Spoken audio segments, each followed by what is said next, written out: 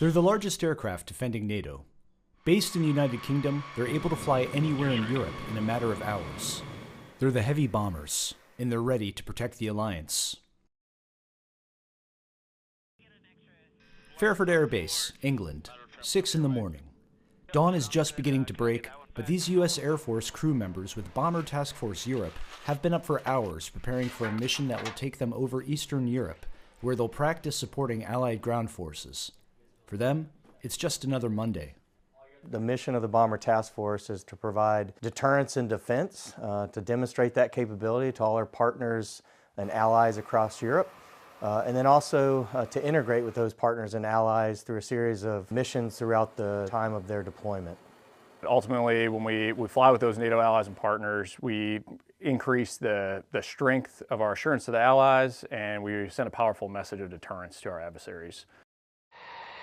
The U.S. Air Force has deployed heavy bombers to Europe since 2018.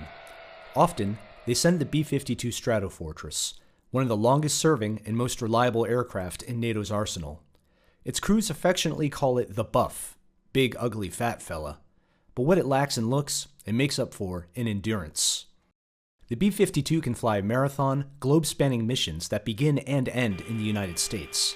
Still, being deployed to Europe has distinct advantages. Obviously, we're cutting down the sortie length to fly from the United States to do it right here from Fairford. This forward location allows them to plan with those other nations, be it Norway or the UK or whoever else we're flying with. Today's mission will see the B-52s practice supporting ground troops in Poland, Romania, and Bulgaria before returning home via southern Europe. Allied fighters will escort them along the way. The crew gears up. They check the seals on their oxygen masks. They have 9 hours in the air ahead of them, a relatively short flight by their standards.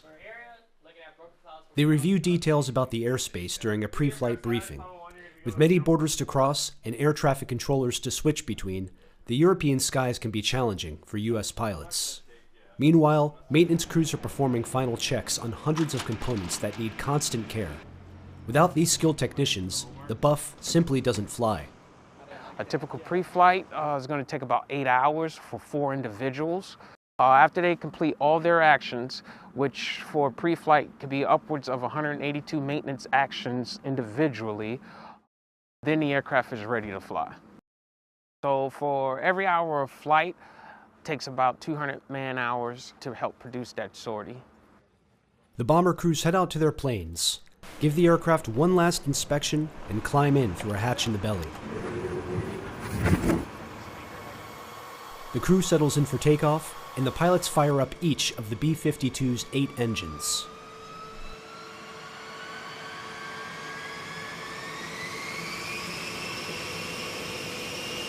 Flaps down, throttles max. With 68 tons of thrust at its back, the massive plane takes off. Going here. You're tracking. 2 flaps tracking. Flaps are stopped. Good for the right turn to 360. The B-52 has a crew of 5, each with their own specific role. So you have the aircraft commander. He sits in the left seat. He's responsible for the safe employment of that aircraft. The co-pilot is one of our more junior pilots typically. They've got the good airmanship, but we're working on developing their mission awareness. We've got our electronic warfare officer, so they are really the defensive specialists of this airplane. In the lower section of the crew compartment is the radar navigator, so they are traditionally the ones tasked with the weapons management.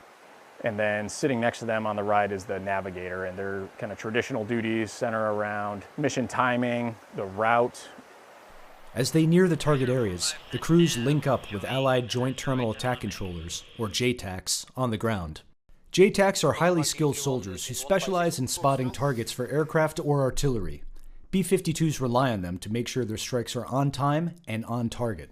We can't expect to have U.S. forces on the ground everywhere, so the ability to train with those guys real time while we're out here on these BTFs is incredibly valuable. As the bombers cross Europe on their training mission, fighter jets from Allied nations fly up to meet them. It's good practice for everyone involved. If called upon to defend Allied territory, the fighters would be responsible for protecting the bombers from incoming threats. we're out there learning from each other. It's really cool to have those fighters join up on your wing, and you can tell, even with a mask on, the guys flying the fighter jets have a big smile on their face. They're happy to be there, happy to be working with us, and then getting to work on some of those tactics and then have the ability to debrief it and make us better. It's just a really cool opportunity. With a long list of tasks to accomplish, the 9-hour mission passes faster than you might expect. It's hard work, and it keeps the crew busy. Still, many have never been to Europe before, and they find time to enjoy the view. Flying over Europe's a pretty incredible opportunity. You have a chance to kind of look down and reflect at all the history that's here and understand really why NATO is so important and how it came to be. Their mission complete, the bombers turn towards England with fighters from the Croatian Air Force on their wing. Their reward for a hard day's work is a hot meal, a good night's sleep, and the promise of another training flight tomorrow. I think our presence here sends two messages. So it's the assurance for those allies that we're flying over that shows them we're here for them. It also sends that strong message to our adversaries that we are here and we have refined tactics and interoperability with those allied fighters.